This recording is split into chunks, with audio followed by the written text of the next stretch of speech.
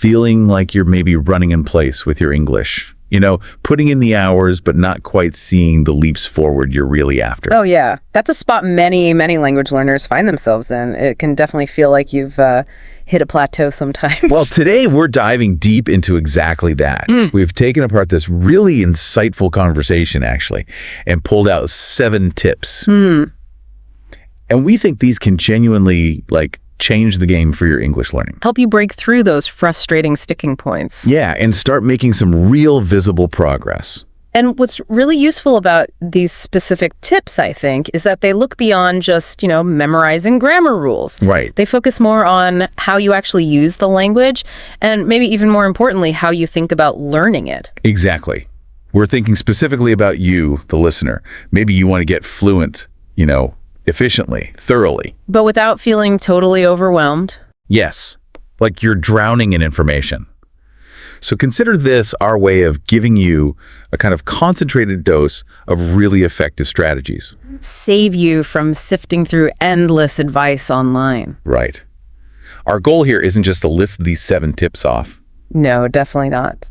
We want to really unpack why they work. And how you can immediately start using them, to your advantage. Makes sense. All right, let's dive straight into our first tip. And this one might seem a little unexpected, maybe. Stop aiming for perfection. Yes.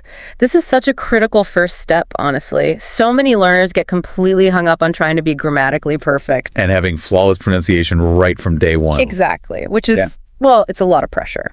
And the conversation we looked at really hammered this point home. It basically said, look, when you're communicating... The most important thing isn't speaking perfectly. No.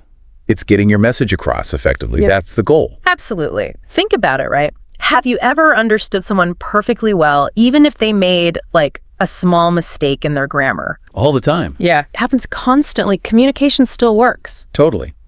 The example that really stuck with me was I go to the store. Right. Now, technically, maybe the grammar isn't quite right for every situation, but... But everyone knows exactly what you mean. Exactly. 100% clear. The message lands. And what's fascinating here, I think, is the psychology behind it. That constant drive for perfection, it can actually create a lot of anxiety. Yeah, I can see that. You become so afraid of making mistakes that you end up speaking less often. Which, ironically, just slows down your progress. Precisely. It's the opposite of what you want. So the more comfortable you are just speaking, even with a few little errors here and there, the more practice you actually get. And the faster you improve. So just taking some of that pressure off yourself. It can boost your confidence, encourage you to speak more. Yeah. It's about prioritizing getting your thoughts out there, right? Over making sure every single word is flawless. Especially in the beginning stages, accuracy improves with practice and exposure anyway. It's about being understood, first and foremost. So for you listening, this should hopefully feel like a bit of a relief. Hopefully. You can start speaking more freely without letting that fear of tiny mistakes hold you back. Just get your voice out there. Which actually leads us really nicely into our second tip. Try shadowing. Okay, shadowing. This is a technique I find really, really interesting. It's all about actively improving pronunciation and fluency. Exactly. Basically, the idea is you listen to a native English speaker, could be anyone really. Like in a video or podcast? Yeah, or even a song, and then you immediately repeat what they're saying right after them. Almost like you're their echo.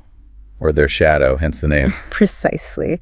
And the key thing is to really try and mimic their rhythm. The way their voice goes up and down, the intonation. Yeah, and how they pronounce each specific sound. You're trying to copy everything. And the great thing is, you probably already have tons of material you can use for this. Yeah. Oh, absolutely. English videos you watch, podcasts like this one, your favorite English songs. Anything where you can clearly hear someone speaking naturally. And a practical tip for anyone wanting to give this a go. Really focus on how the speaker's mouth seems to be moving, how they form the sounds. Don't worry too much about understanding every single word at first. No, not initially. The main goal, especially when you start, is just getting a feel for the sounds and the flow.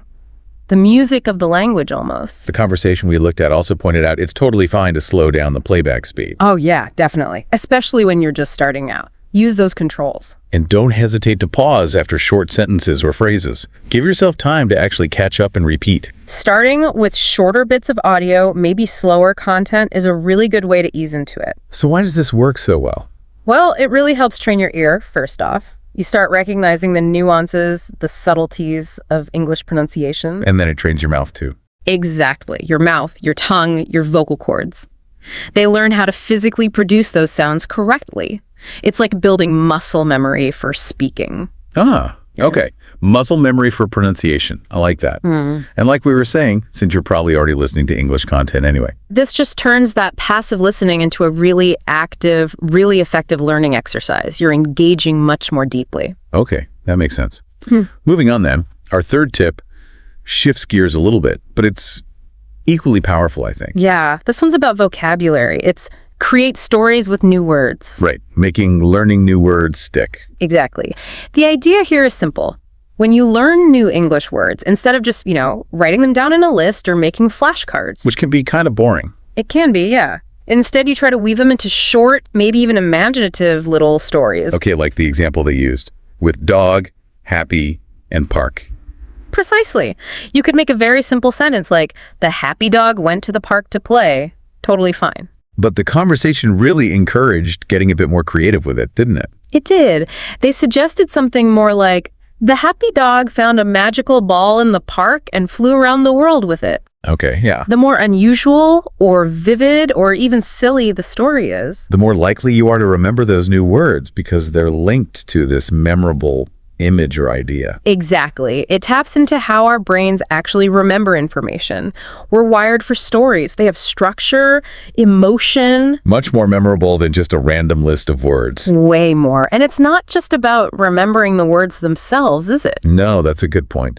By putting them into sentences, into these stories. You're also getting natural practice with English grammar and sentence structure without even really thinking about it. It's like hitting two birds with one stone. Vocabulary and grammar practice, all wrapped up in a bit of fun.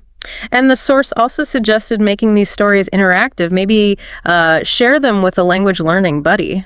Or even just tell them to yourself out loud. Yeah, just verbalizing them can help solidify those new words and make the whole process feel more engaging, more enjoyable. Which leads us perfectly, actually, to tip number 4, relax. The simple yet profound advice. It sounds easy, but it can feel almost impossible when you're focused on trying to get things right in a new language, right? It really can, but the connection between your mental state, how calm or stressed you feel, and how clearly you can actually speak, it's significant. Yeah, how so?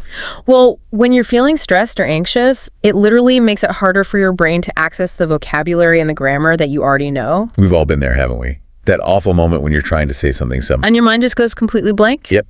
All because you're feeling under pressure. The conversation really acknowledged how common that feeling is. So what can you actually do about it? Well, the source highlighted a really simple but effective technique. Which is? Deep breathing exercises.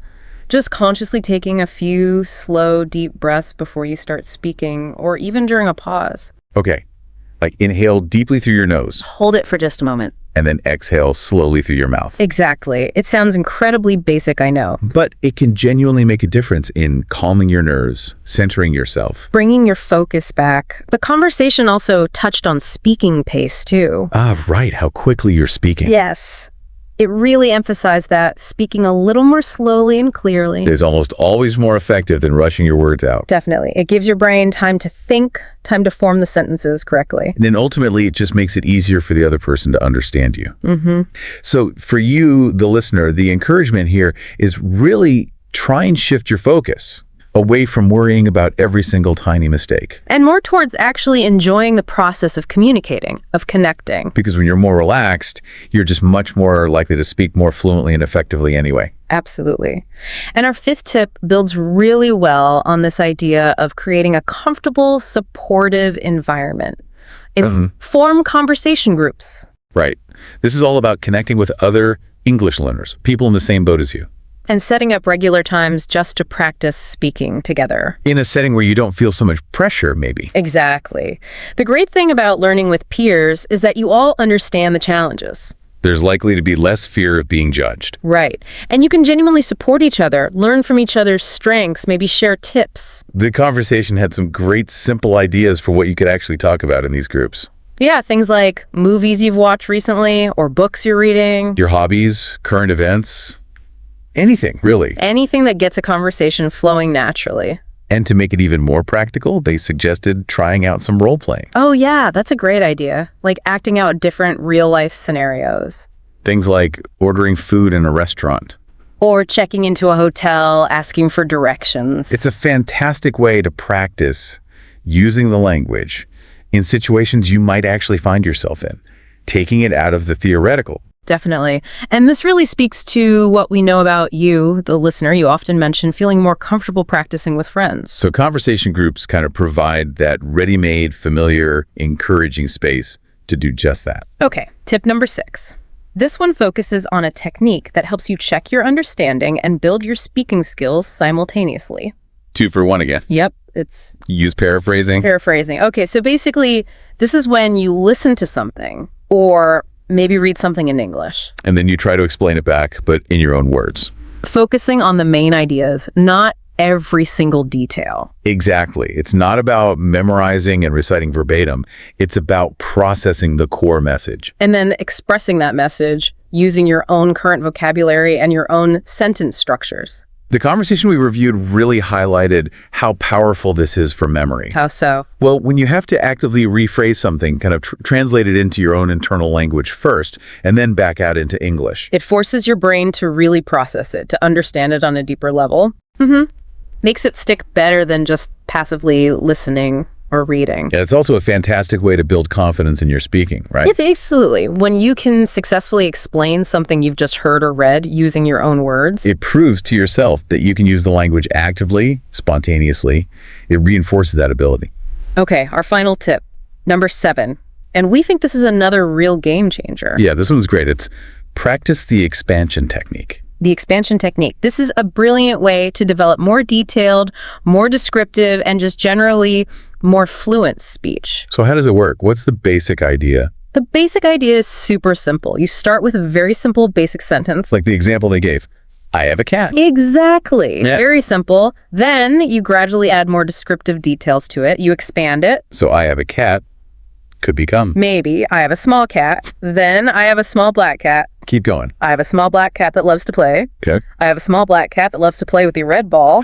See how you build it up? Yeah, adding layers of detail. That's really clever. And this technique, it really pushes you to start thinking more directly in English. Rather than translating simple ideas from your native language. Exactly. And it helps you become much more comfortable using descriptive adjectives, adverbs, clauses, all the things that make speech richer. And as the conversation pointed out, it just makes your speech sound more natural, doesn't it? Definitely more fluent, because you're moving beyond just those super basic sentence structures and adding more texture, more detail, like native speakers naturally do. Okay, wow, that's 7 really solid tips. Yeah, let's just quickly run through them again just to recap. Good idea. So, number 1, stop aiming for perfection. Number 2, try shadowing. 3, create stories with new words. 4, relax, just breathe. 5, form conversation groups. 6, use paraphrasing to check understanding and practice speaking. And finally, 7, practice the expansion technique to build fluency. And these aren't just, abstract concepts. No, definitely not. They're all really practical strategies that you, our listener, can start trying out pretty much right away. Today, even. And the key thing to remember, I think, is that it's probably about combining these different approaches. Yeah, finding what works for you. And practicing consistently, of course. That's what will ultimately lead to that significant progress in your English journey. Definitely. So, as you continue learning, maybe take a moment to think. Which of these techniques really clicks with you? Which one resonates with your learning style? And maybe more importantly, how can you start incorporating just 1 or 2 of them into your routine starting today? Yeah, to really maybe spark some new progress, deepen your connection with English. Because perhaps true fluency, maybe it isn't really about reaching some impossible standard of perfection after all. Maybe it's more about that ongoing joy, the satisfaction and the ever-increasing power you feel. As you find yourself able to connect more and more deeply with others through the language. That continuous journey of connection. Yeah. That's a great thought to end on.